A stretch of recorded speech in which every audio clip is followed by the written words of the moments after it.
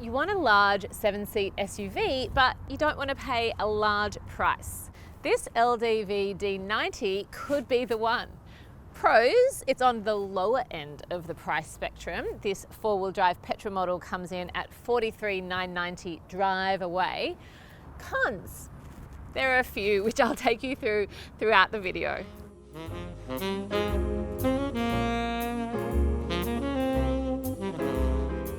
This LDV D90 is in competition with cars like the Holden Acadia and the Ford Everest. So does this Chinese-made car hold its own in this category? I drove it with my family over 7 days for this week's family review to find out.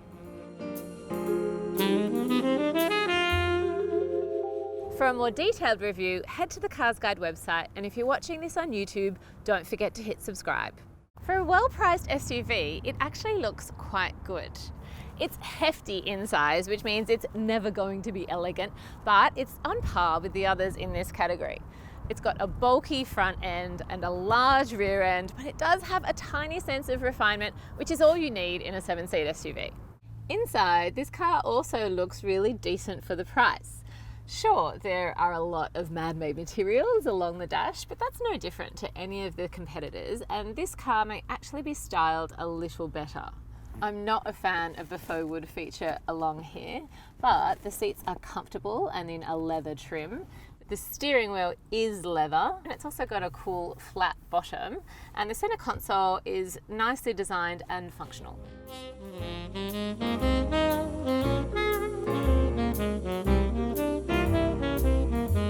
There are 2 cup holders in the front. You'll get a spot for keys and a phone. There's a large center storage bin in the middle and bottle holders in each door. The second row is huge. My 6 and 8-year-old this week had so much space to climb in and muck around in. I'm 161 centimeters and I've got plenty of room in here. I don't think taller people will have any issues sitting in the back row. And this seat also moves forward, so you can give more space to the people in the back row, or you can have more space in here. There are 2 cup holders in the center armrest, and rear passengers will also get their own climate control and air vents up here.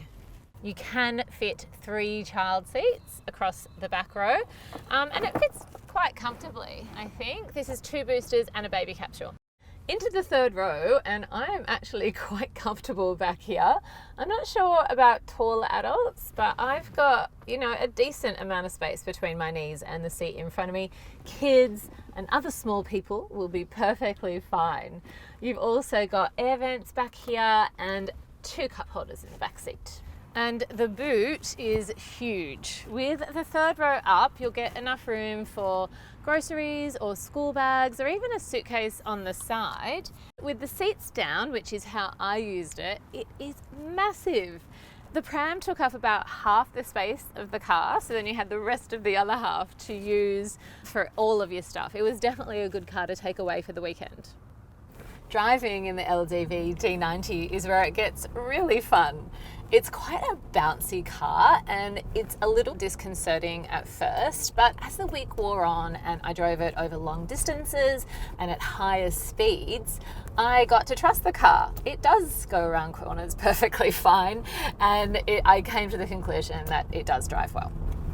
The steering is a little heavy at higher speeds, and the other thing it does is that it takes a lot of effort to get up hills. So it goes up hills quite quickly, but you really have to press down on the accelerator, and it's a loud affair.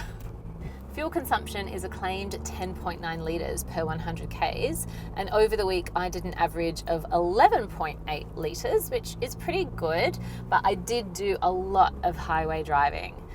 What did happen to us when we were on our weekend away was that the fuel gauge dropped from just above the red lines that indicate that you really need fuel to empty in about 10 minutes with no fuel stop in sight. But luckily we made it to the next petrol station. The visibility in the rear vision mirror is not great because pretty much all I can see is the headrest for the middle seat. It's just unnecessary and I can't put it down.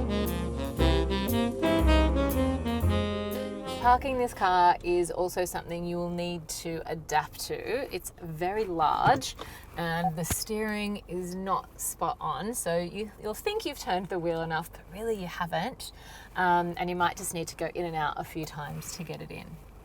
There is a decent reverse parking camera though to help you out. It does have excellent safety, so all of those advanced safety features come standard. So you've got things like blind spot monitoring, lane departure warnings, adaptive cruise control, auto emergency braking, and a driver fatigue alert system. There are airbags to cover driver and front passenger, and there are side curtain airbags that extend all the way to the back row. Plus you will get 2 ISOFIX points and 3 top tether points to fix kids' car seats in safely. The LDV comes with Apple CarPlay and Android Auto, so you can just plug your phone in and it syncs with this giant multimedia screen here. It's really easy to use tech. The only issue I had in here was the volume, because there's no volume knob. The volume is up here on the steering wheel and it clicks as you go up or down. There is volume on the screen here, but it's a bit hard to use. And the other thing is that when you switch from Spotify to, say, the radio, the volume goes all off. So you turn Spotify off or you unplug your phone and the radio is at full volume and you're really rushing to turn it down, which isn't easy because you don't have a knob.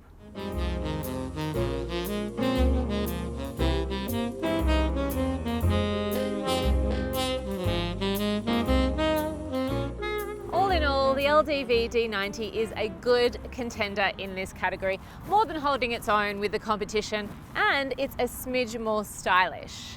There's lots of interior space, the boot is huge, the safety is good, and it drives well enough.